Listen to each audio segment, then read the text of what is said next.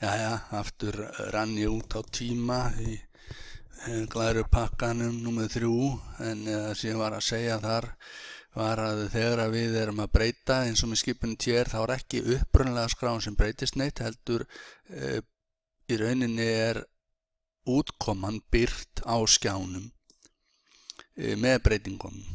Það var það sem að ég náði ekki að klára. Og hér sjáum við síðan í framhaldinu editorinn set eða stream editor sem er bara eins og gegnumlýsingatæki. Og hérna sjáum við rofana sem er með og hægt er að nota til þess að skipta út. Þið skoðið þetta síðan í lab-æfingunum. Númer 4, ef við tökum það þá núna hérna inn í staðinn og lokum þessari skrá hérna, þá er kafli 4, hann fjallar hvernig við stillum af skelina.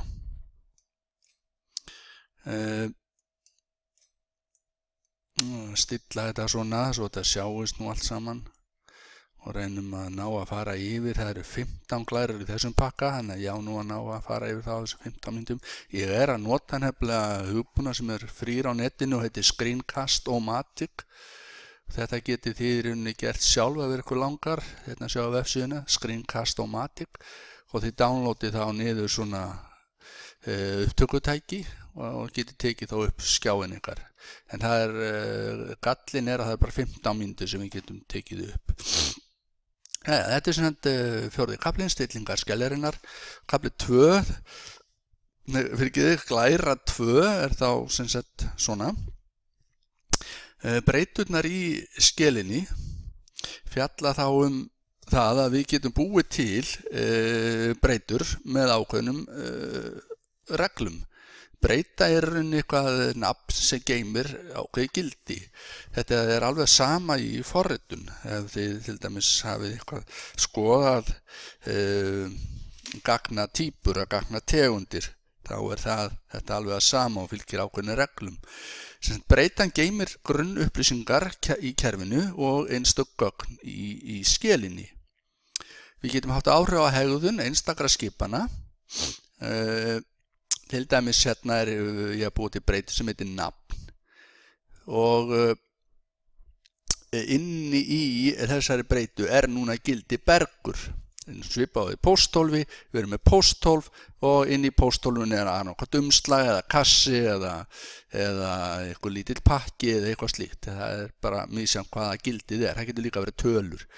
Nú ég ætla að búa til breytu sem heitir prentari og þar inn í gildið er HP LaserJet. Breytunöfn verða að byrja á bókstaf eða undirstriki, það má sem sagt ekki nota tölur í fyrsta. Allir stafir þar á eftir geta verið aðrir stafir, tölur eða fleiri undirstrik. Öllum breytum er skipt í 2 flokka, annars vegar það sem kallað staðbundnar breytur eða umhverfisbreytur. Staðbundnar breytur eru þá breytur sem að notandinn býr til, eins og þessi sem ég var að gera núna. Þetta er þá staðbundin breyta, til dæmis nafn, Bergur. Þær eru aðgengilegar í upprunalegri skel þar sem þær eru búna til af notandanum. Og öll þessi breytunöfn eiga að vera í lágstöfum.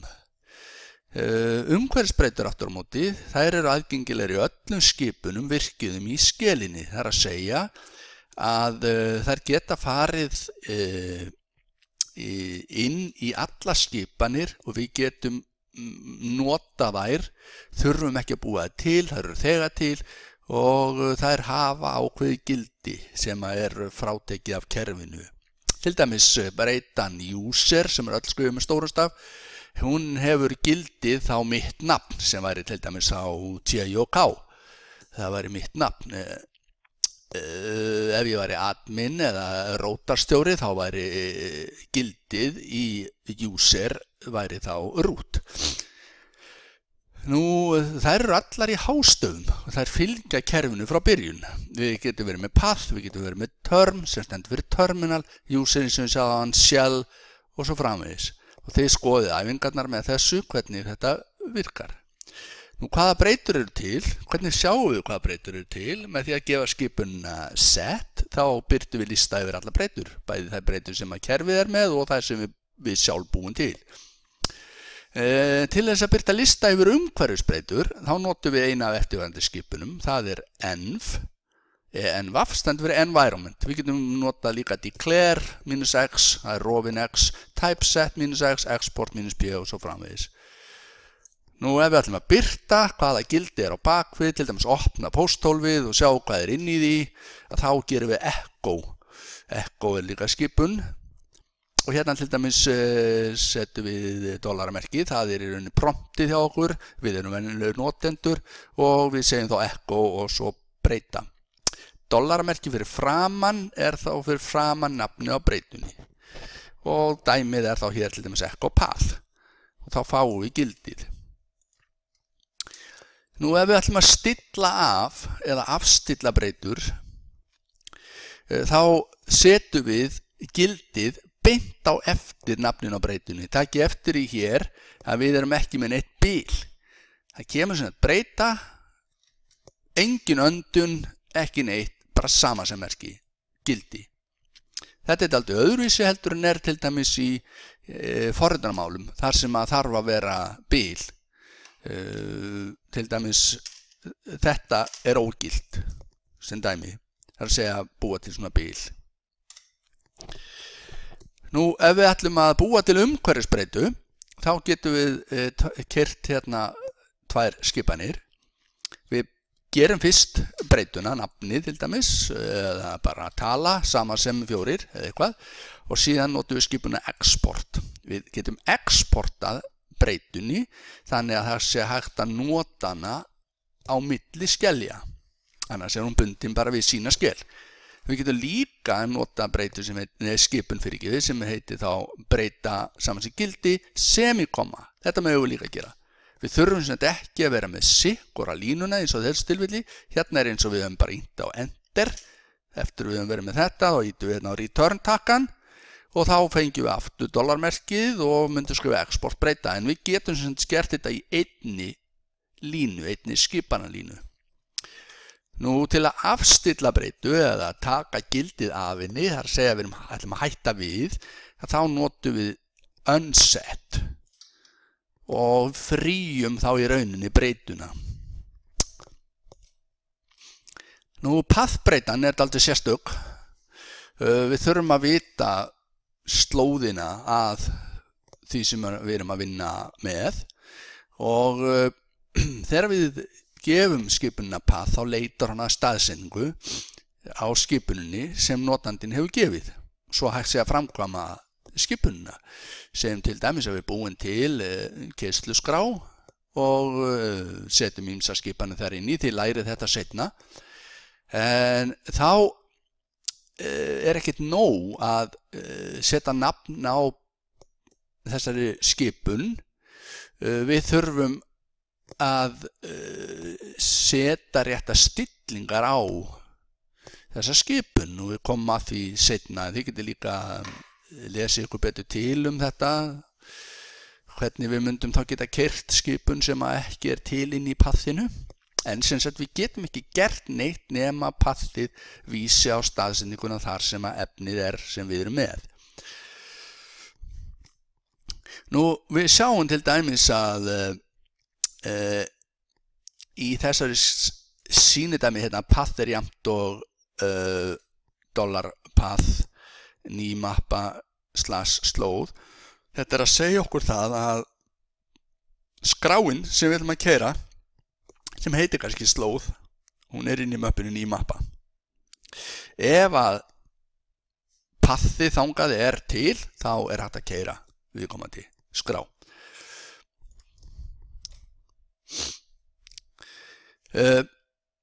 Já, ekki meir það. Hvernig ræsum við sem sagt bass skelina sem við erum að vinna í? Við getum ræst hann á tvenna vegu. Við sem sagt erum með innskráningaskel.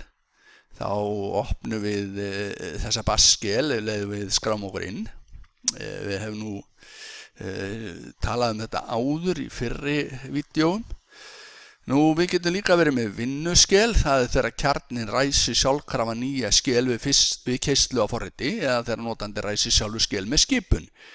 Og þetta til dæmis bara sem dæmi þetta að þá gætið þið í terminalglugganum skrifa bara hreinlega, segjum til dæmis að þið séu með dollaramerki ykkar og þið bara skrifið til dæmis KSH og ítu enter. Þá farið þið inn í þá skel, KSH-skelina. Þá værið þið í rauninni að fara inn í svo kallega vinnuskel. Það vegna þess að þá er það að ræsa frá með einhverju skipun. Nú, hvaða skrár má skrifa í? Það er að stækka þetta svo þið sjáu þetta vel. Hvaða skrár má sem það skrifa í? Það til nokkra skrár sem eru lokaðar og við megum ekki fara inn í. Til dæmis ETC profile skráin. Þessari skrá getur rótastjórinn einn breytt og hún keyrð þegar notendur skrá sig inn á kerfið. Rótastjórinn notar þessa skrá til að grunnstilla umhverfisbreytur, birta skilaboð til notenda þegar þeir skrá sig inn og til að stilla aðra grunnþætti kerfisins. Þetta lesið bara og þetta inni í lesefninu að vísa á ensku, þannig ég setti þetta bara hérna á íslensku í þessa glæru. En til dæmis skrá hérna sem að notandi getur notað sjálfur, það .bas profile sem inn á heimasvæði notanda. Sjáu þið tildumerkið hérna, það merkir að þetta inn á heimasvæði notandans. En þetta merki hér, merkir þetta sé frá rót. Nú, hvernig exitum við út? Við hættum í bass og keyrir skelin eftir þarandi skrár til þess að alls konar stillingar hvernig við lokum okkur út. Það gagnlegt að hreinsa upp eftir sig. Þetta eyður öllum gömlu skrám, hreinsa skjáin og gerir ýmislegt sem að þið eftir að kynna seinna. Skipun history, hún stórmerkileg. Geymir allt sem að þið hafi gert inn í minni. Við getum endurkeyrt fyrri skipanir og þegar við skrám okkur út þá geyma skipanirnar í skránni /.bas history og þetta getið þið skoðað. Þegar við ræsum aftur upp þá skipanirnar lesnar inn í minni.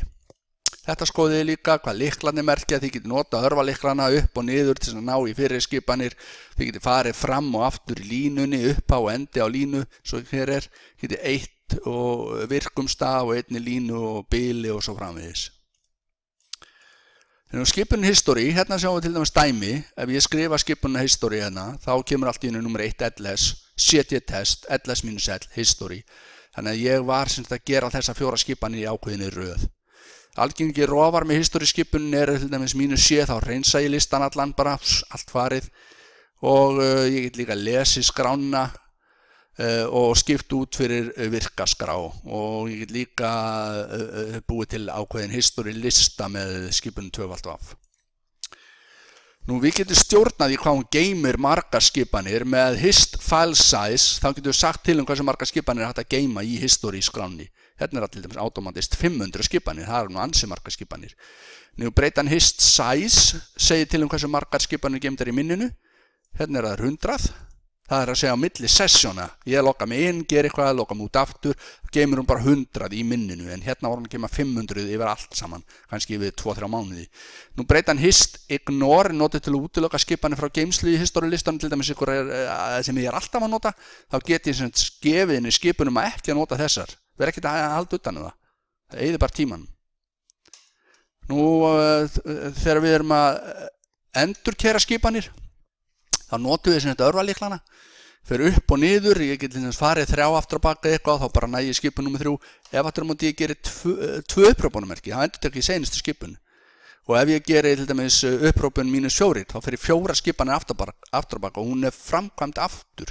Ef ég vil framkvæma ákveðin númer, til dæmis, segjum númer 555, þá ger ég upprópun 555 og hún endur tekur þá skipun. En til þess að prófið þetta, hérna ég búin að fara yfir fyrstu 4 kaplana, fyrstu lótuna í lin 2a Linux kerfistjórnum fyrir byrjendur. mun svo gera vídeo fyrir næstu 3 kafla, þá sem sagt þeirri lotu lokið. Þakka svo fyrir áheyrnina og gangi ykkur bara vel. Takk fyrir.